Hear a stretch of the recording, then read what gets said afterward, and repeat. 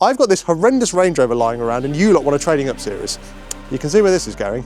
You will have seen this car before, but begrudgingly, I need to fix it to get an MOT to make it worth more money. Namely, the brakes don't work at all and the suspension's a bit dodgy, so we need to get those two sorted before we can MOT it. But first things first, this thing is minging and I want it in my nice clean workshop, so let's get cleaning.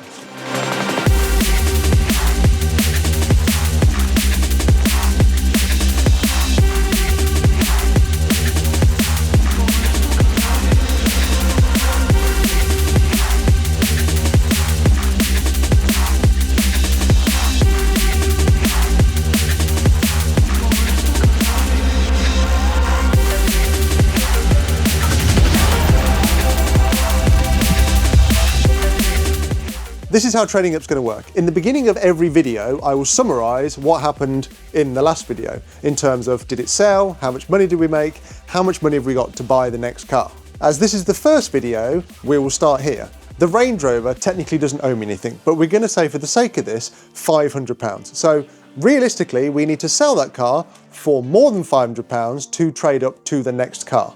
I don't think I've ever mentioned it on the channel before, but my dream car is a Ford Mustang GT500, as in an Eleanor, which are maybe 120 grand in the UK, so we're setting the bar high. In this series, we're going to be looking at a lot of used cars. If you're buying a used car, this is your reminder to do a car vertical check. If we take a look at the report for this car, we can see it's a 65 out of 100, which isn't too bad at all.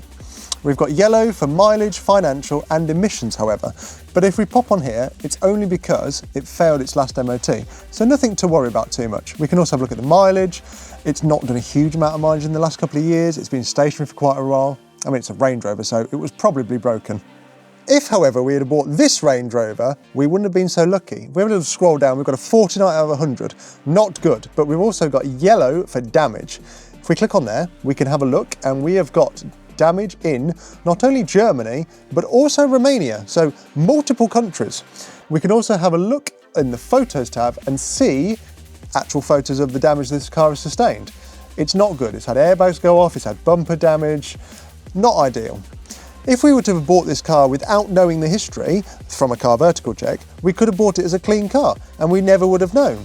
This is a reminder to run a car vertical on any used car that you might be looking at to find out if it's got a shady past. All you need is a reg or a VIN and it works in over 30 countries. If you use my discount code JUICY, you'll get 20% off your next check. However, if you're looking at multiple cars, which is what we often do, you can get up to 50% if you stack the checks. When buying used cars, make sure you leave no car unchecked. Now, back to fixing this. First, we tackle brakes because the battery is flatter than a pancake.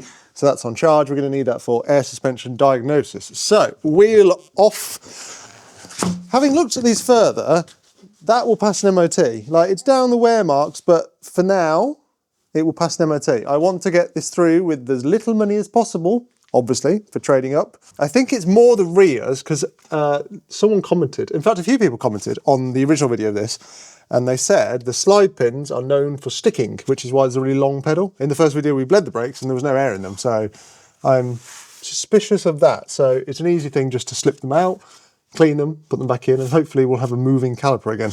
I've removed the anti-rattle clip thing that lives in there and the two little covers that go over the slide pins.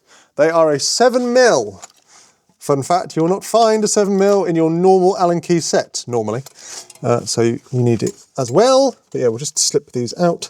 Hopefully they're not too seized. This is where they're seized and they're not too bad.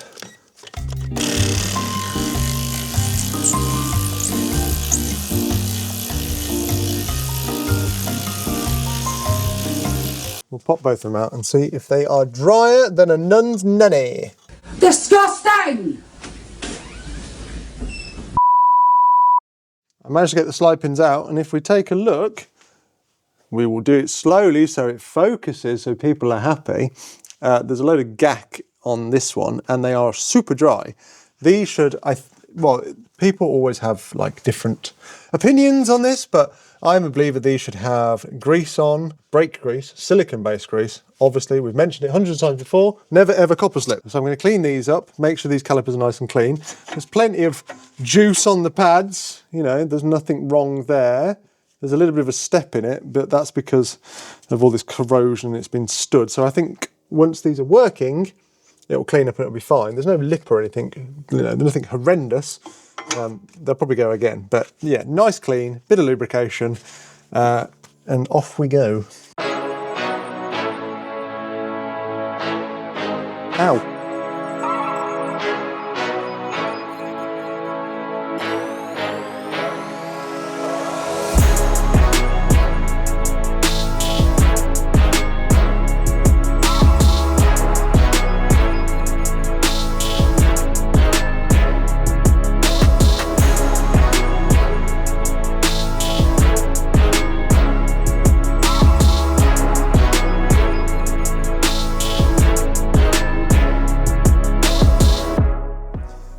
And there we go. Slide pins have been lubricated. They were all dry and horrible, so lubricate the slide pins. I've cleaned where the pads live, as we've seen us do many times before. Put it all back together. We bled it in the first episode, so no need to do that. It's got all new fresh fluid. I'm going to see if the rears are even worse, because apparently they're the culprits normally, not the fronts. Very similar deal at the rear, same kind of caliper. Like BMW's, the handbrake is inside the drum, which actually works on this, so I don't really need to mess about with that. So I'm going to pop the clip out, pop the caliper off, and then we'll have a look. After fighting for what felt like an eternity to get the bottom slide pin out because it crashes into the lower arm. Bloody Land Rovers. Anyway, the caliper is loose. We're going to discover this together. What is going on in here? Pads fell out. Oh dear, this is a bit crusty. Yeah, that's not what you want to see on your piston.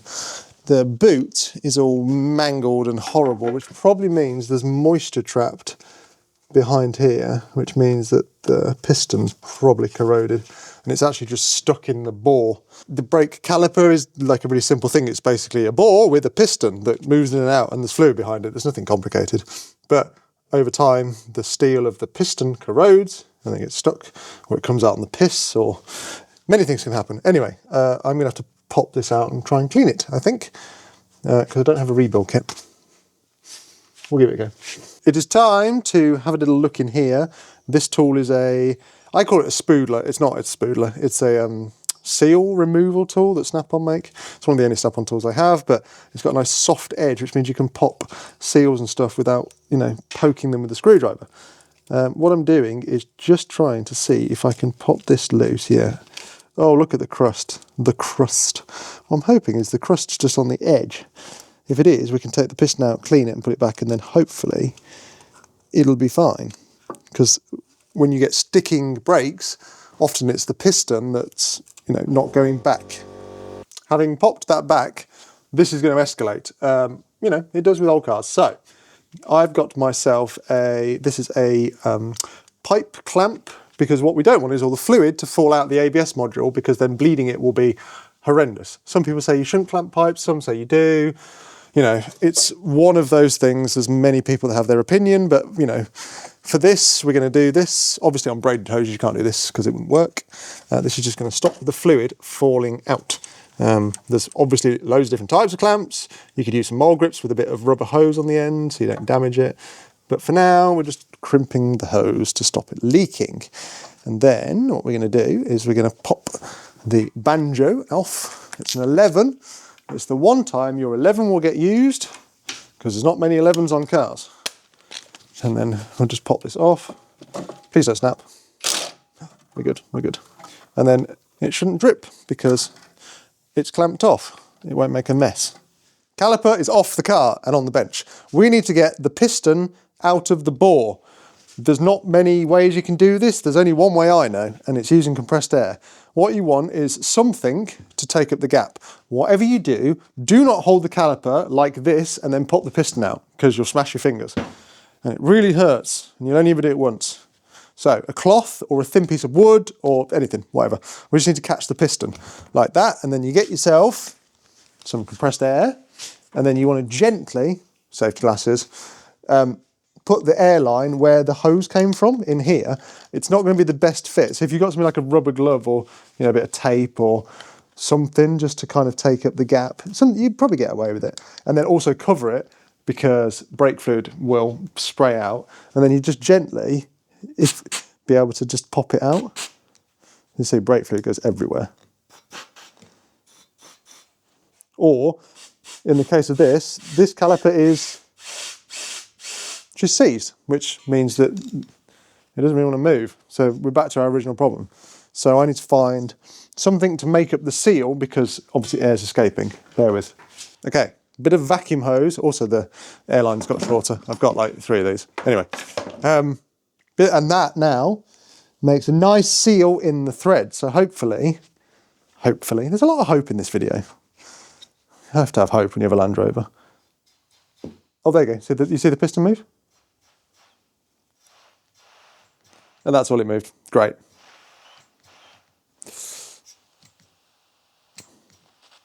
Yeah, this piston's stuck. This is why the brakes don't work.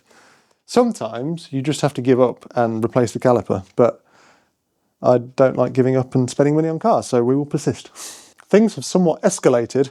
I just had a little bit of a revelation that you can put a drift through the fluid hole onto the back of the piston and then just tap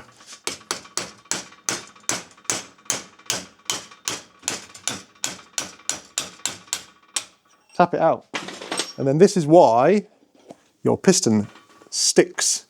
So what happens is this seal is like a weather, water seal, dust seal, whatever. Obviously keeps the dust, weather, water, whatever out. And then on the inside there's another seal which rides on this cylinder, and that's the bit that holds the brake fluid back. This one's purely for, yeah, just for keeping the crud out. What happens is over time, the outer seal fails and then water gets in and then that happens. And then this obviously does a thing called rust jacking, which means that the gap gets smaller because the rust gets bigger and it wedges. Simple as that. So what we need to do is clean this off here. This is a very temporary fix. People are going to come after me for this, that yes, you should rebuild this caliper or put a new caliper on it, because once the coating or the chroming of the piston's gone, that's it. It'll corrode straight up again. But for a bit of braking, a bit of time, it'll be fine, but then we'll be back at square one and have the same problem. So this is just a temporary fix. I'm going to reinstate that many times because people will comment.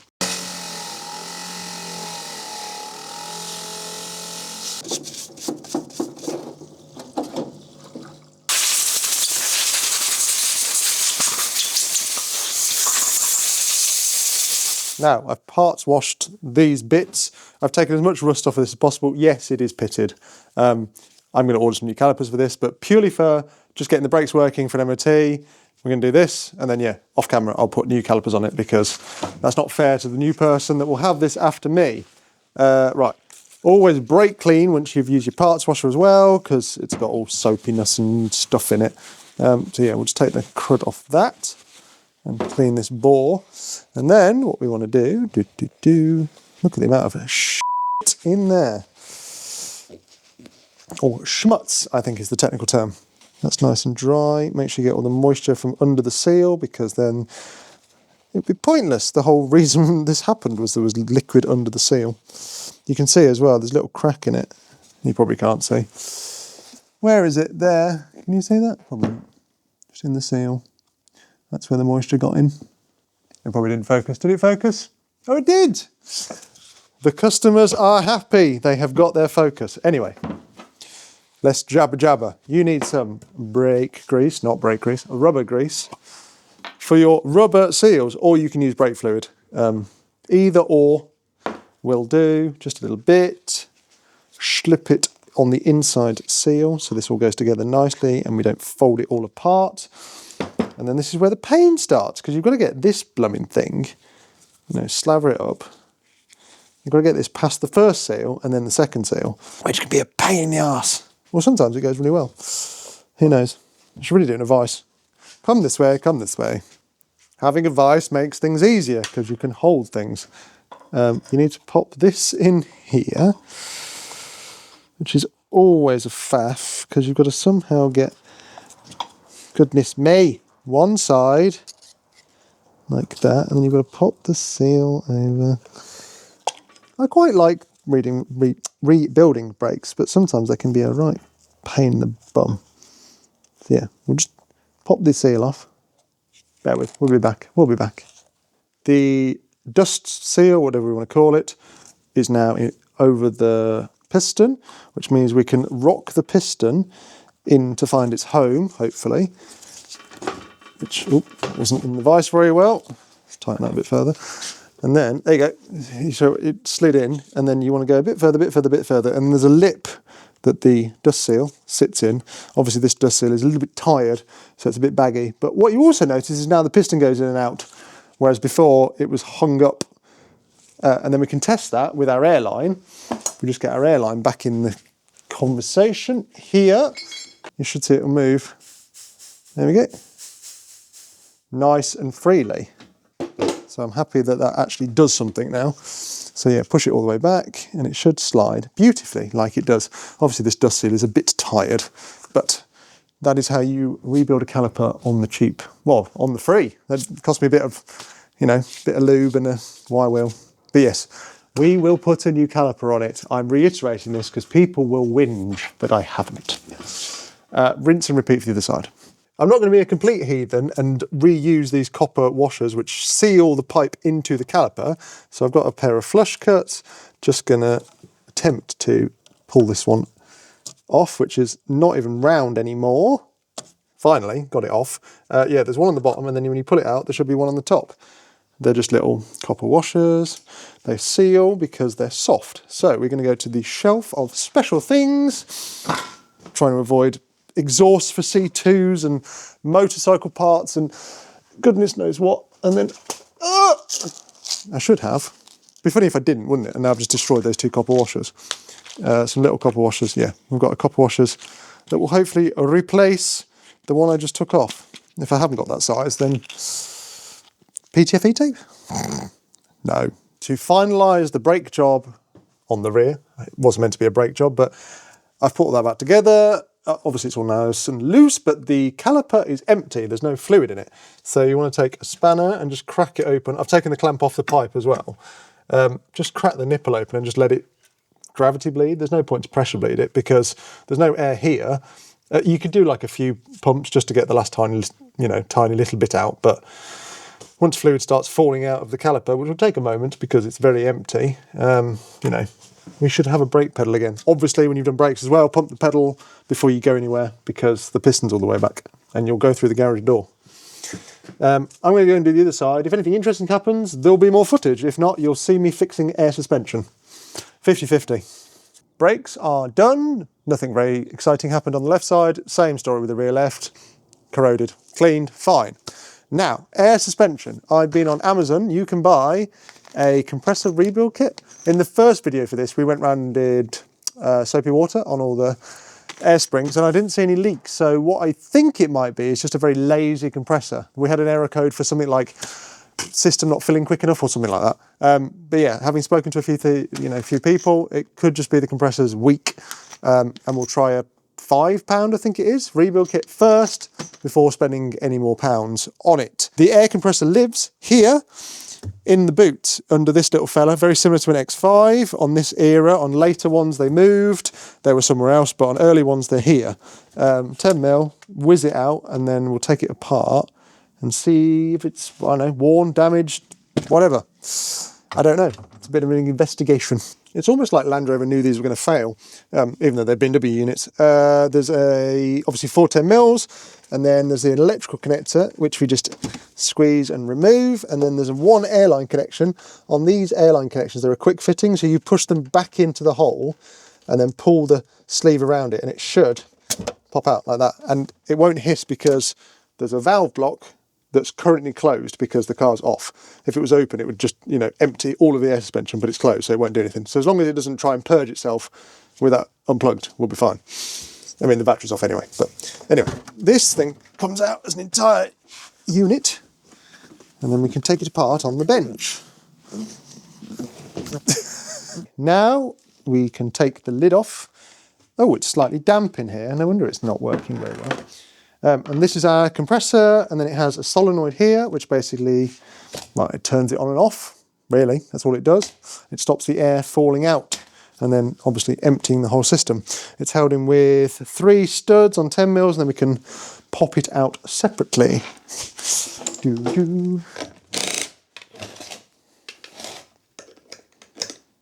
Somewhere, there. It is just a case of removing what you see This bracket comes off, it's now loose. There's a few pipes, again, same type, push the sleeve back, pull them out. And then that means we can finally get to this bit, which is the compressor bit. We've got a Torx bit here. Pull that out. Obviously, keep your bolts in order so you know what goes where. And then we've got a 10mm here. Let me swap it to that. I vaguely know what I'm doing because I did this in my B&W a while ago, so I know roughly what goes where. And then hopefully this bit, there we go, that slides off there. And then this is the bit we're trying to get to. So this is your, there we go. This is your bore, and that's your piston. And the piston goes up and down the bore, and if you see, it's all crusty and dusty and not very nice. So we need to clean that out. And then the ring that's on here has got lots of score lines in, it's probably worn out. And then in our kit, we have, a fresh new one that's smooth and focused. Did it focus? The people like focus. Yeah, so it's just a case of popping that off, cleaning this, and then we've got all new seals, pop it back together. It's not actually that hard. I think, yeah, 4 or 5 quid for the kit, easy peasy. It's just, you know, there's lots of cables and stuff, so you just kind of have to balance it. But yeah, because this is a motor, we can spin that round, and then ta-da! And it even comes with instructions of how to take the piston ring out. Because I've never actually got this far before, I just had a whole new piston. One thing you need to make sure, obviously, when you're fitting the piston ring is that it lines up with the old one. You can also see this one is way wider than the old one because over time it's just, you know, it's been squashed and it's kind of lost its stretch. It should stretch outwards and then obviously touch the outsides of the bore, and that's what does the compressing. So on this one, we've got, they call it a little timing pin, sits in that hole. You need to make sure you obviously line it up, and then you literally just get 2 fingers and you can stretch it over like you would with a piston ring on an engine. You know, that's probably a little more drastic than we're used to, but you know, so you can just pop it like that, and there you go. Once you've got an edge over, it should just pop off like so. And then we'll refit the new one, the same way around. That's literally it. And then I will clean the gack out of the other bit, which is here.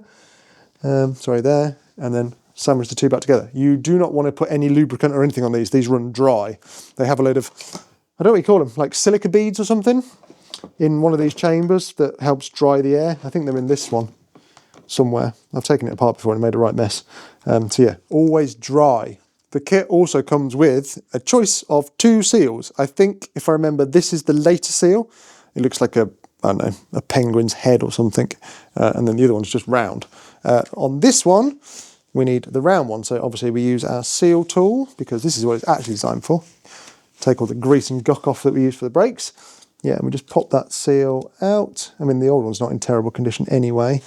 That's the old one. Chuck that away. Make sure the little recess where it lives is clean, and then we'll pop the new one on. That's it. And then we just have to realign this little fella with this little fella, which can be the challenging bit, but this has a stud, so it makes the life a lot easier. Line that up, squeeze our piston ring, and that's it. And then slide the 2 together. Doop. Ta-da! Then it even comes with a fresh bolt for the hole. Shove that in, done. All of the compressor is back in its home. The brackets just go back where they came from. You know, it's very simple. Whatever you undid, put it back together. I've dried out in here because it's quite wet. We're going to chase that maybe after this. There's a leak somewhere in the boot, hence all the mould and the horribleness. But yeah, that's all back together.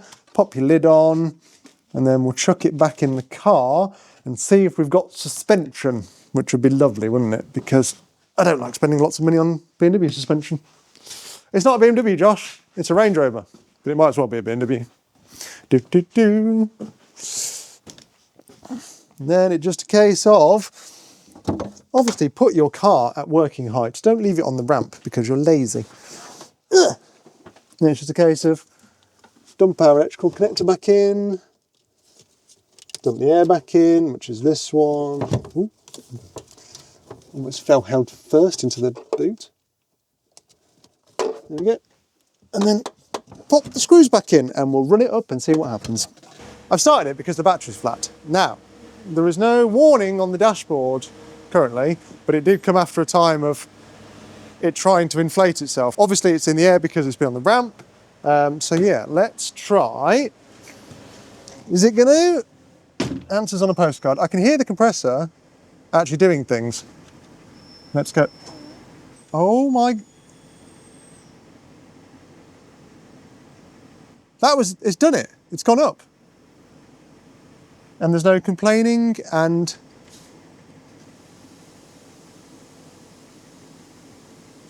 it goes back down. Wow. I fixed the suspension for £4, £5, whatever it was. Less than a tenner. Happy days. Now, I need to fix what's left. We've got an airbag light. I've got a fog light out issue. We've got the leak in the boot. And then that's it. I think it's ready for an MOT, hopefully. I've been for a drive since we've done the brakes. We now have brakes, which is lovely. Suspension is doing suspension things. So I thought I'd quickly, it's not needed for the MOT, but you know, trying to fix all the things that are wrong with it. Have a look at why we've got water in the boot. Took some trim off and found extra wires that shouldn't be here. And then did a little bit more digging. And then behind here is a very suspicious looking package. My X5 had the exact same thing. It must have been a tracker that was around like, what, the 2000s maybe? Installed exactly the same way. So yeah, it's probably why the battery keeps going flat by itself as well. So we'll rip that out. Anyway, what I was looking for was the sunroof drains, because these are known for the sunroof drains going. But what I actually think is all these wires poked through grommets that it shouldn't be, because it's very local to the boot. It's like they're not the back seats, it's just the boot. So I'm going to, yeah, put all the grommets back in the holes that should be in the holes, because they're all missing, seal them up, and then hopefully that'll stop it leaking again. And then I'll just clean all this gack off because it's horrible. Yeah, and then we'll go after the last warning light, I think, on the dashboard. And then, yeah, I think that's about it. Okay, boot is back together. I've reset the seal that has all the cables that go from the tailgate to the car. It wasn't sat, so what I think was happening was water was pooling on, what do you want to call this bit up here, and then was trickling down and then trickling down the pillars into the boot, which made it all mouldy and horrible. I can't see any of the leaks, so I'm going to hope it was that, but obviously I'll put it back together, chuck some water over it and see. Anyway, need to put back now the trims that were taken apart in the boot. This is this section, and we've got all of this guff. This is for the Logic 7 speakers, because there's more speakers in here, because we always need more speakers. That's that, and then we've got these two little doohickeys, which are the interior lights, I think, for the tailgate.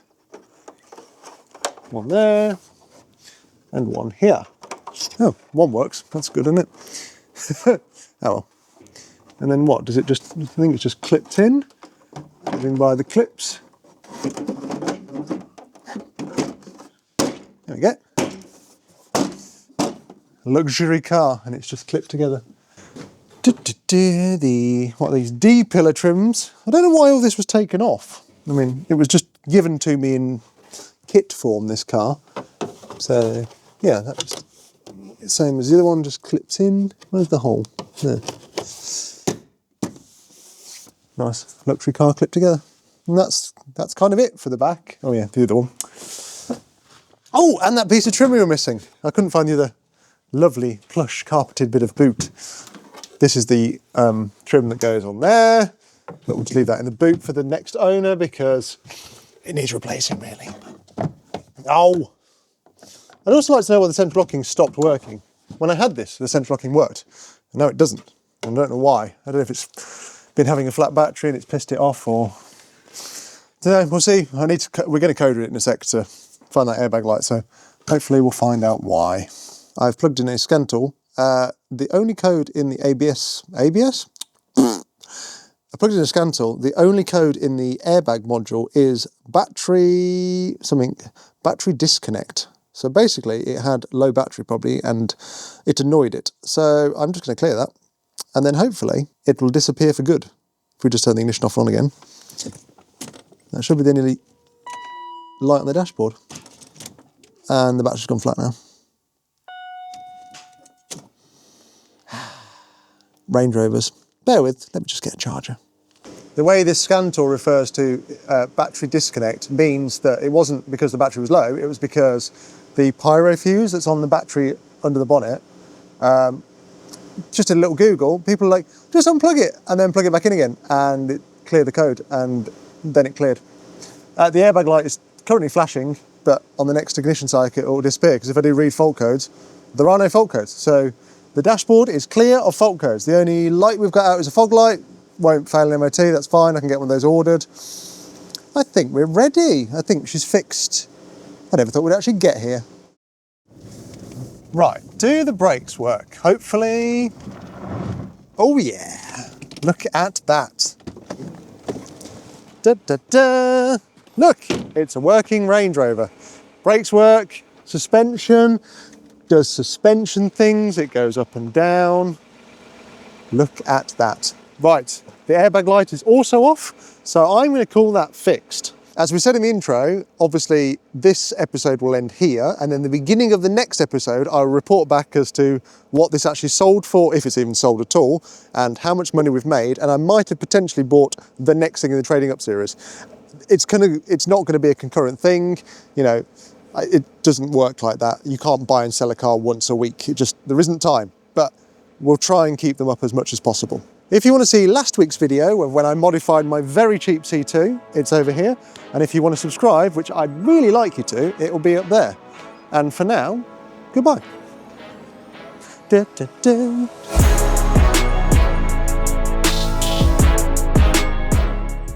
And there we go. Let's try again. And there we go. Right. The car's so far. Right, Jesus Christ!